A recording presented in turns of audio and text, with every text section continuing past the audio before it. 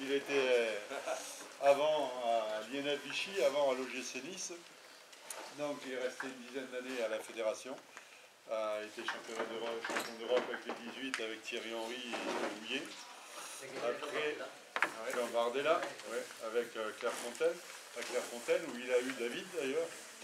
Après, il a été à Fulham avec Tiganoa, Liverpool avec Houillet, puis Parme, la Roma, Juventus, l'Inter de Milan, et moi, Sarto.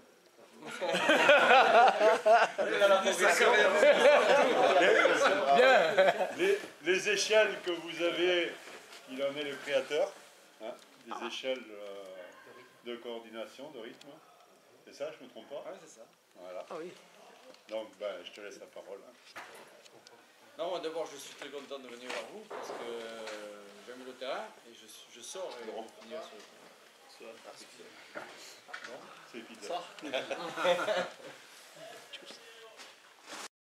Je crois en la vérité du terrain.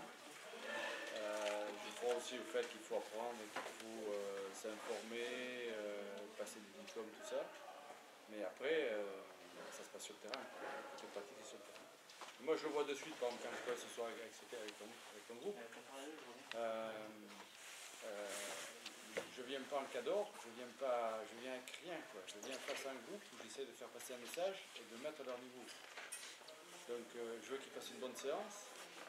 Je veux que vous voyez aussi que ça se passe bien, parce que vous êtes aussi quand même capable de juger, de dire là ça a marché, puis là il s'est planté, non, c'était pas bon, ça. En fait, de leur laisser la possibilité de se présenter au moins, d'apprendre leur prénom. Il faut les vite parce que par rapport à vous, il faut avoir des exercices. Mais j'ai jeté comme ça très vite des exercices et j'ai senti la capacité trop de temps à vous parler. Ce qui est important, c'est de pouvoir avoir des exos avec eux et puis de voir par rapport à vous, dire ben là ça a marché ou là je n'ai pas compris.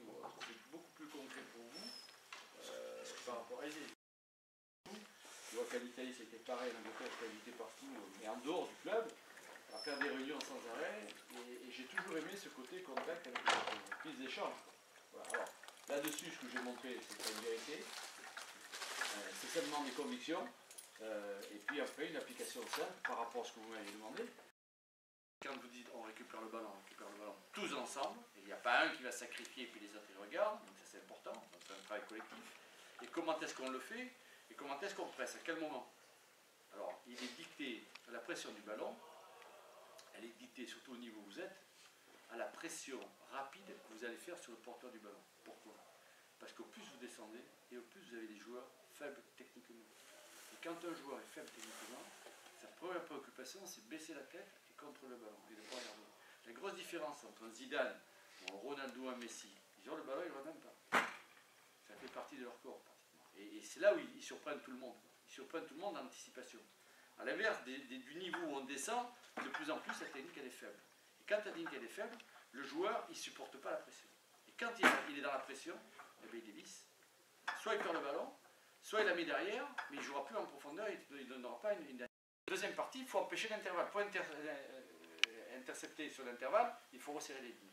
C'est ce que je leur ai montré. Et après, on est allé un peu plus loin dans le jeu. On est allé jouer pratiquement dans les situations, vous avez vu, à mi-terrain. Je leur demandais à 7 contre 7, ils étaient dans une situation où je favorisais d'abord au départ les passes, 3 passes, et après on y va en presse. Et là, ça demande, et c'est ils vous pressent très haut. Il n'y a pas 36 solutions. La première des choses, on a le ballon, on s'écarte très vite et on élargit, parce que le bloc, quand il défend alors c'est compact, dense, avec de l'homogénéité. Et on resserre les lignes. Ça, c'est la zone qui défend. Et si vous, de suite, vous ouvrez, ils sont morts. Une diagonale, ça les tue. Donc il faut de suite s'ouvrir des diagonales. Le jeu au sol, entre les lignes, le 1-2, les dédoublements, le dribble, et à partir de là, vous avez tout un peu le plus offensif, pratiquement. Sauf que je t'ai demandé du jeu long. Parce que pour qu'il y ait de l'intensité, je suis resté sur une surface réduite. Je ne peux pas le faire sur tout le terrain, je vais les exploser de votre attente, ça c'est vous qui allez me le dire. Voilà un peu la présentation que je vous ai faite. Moi, dans ces cas-là, je ne me préoccupe pas trop de... on peut pas tout, dans des séances comme ça, on ne peut pas tout concilier. C'est-à-dire que là-dessus, je considère important la capacité à comprendre ce qu'on veut faire, elle est répétée. Mais je ne peux pas jouer la pression sans arrêt. Je suis obligé de les faire par séquence. Vous voyez, j'ai coupé souvent. Parce qu'à vouloir faire jouer sans arrêt sous pression, il n'y a plus rien à rigoler, on n'a plus envie. Je veux dire un truc, quand vous êtes entraîneur, je vous répète encore une fois, j'ai aucune prétention, parce que j'ai vécu personnellement, d'arriver devant un groupe et dire ça va marcher, ça marche. Je vous dis sincèrement, j'ai pas la prétention, et ça m'est souvent arrivé, j'ai pas la prétention, quand je fais un exercice comme ça, de dire ça va marcher. Pourquoi ?